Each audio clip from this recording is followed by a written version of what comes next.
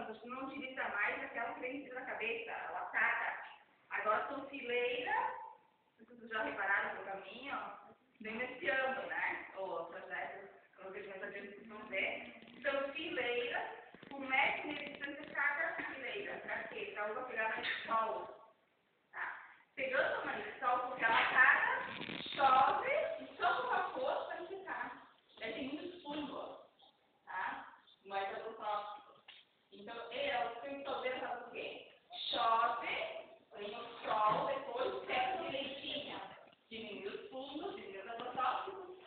Claro, vai diminuir a produção também, né? Porque 1 metro de distância de cada fileira, não vai fazer nada, né?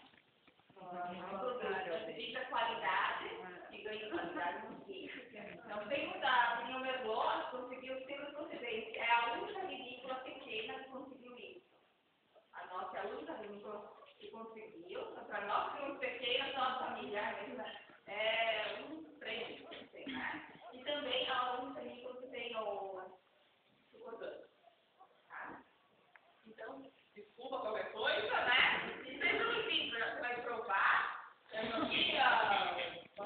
Quem na cozinha, antes de você provar o vinho, é vinho seco, tá? Um vinho cortadinho.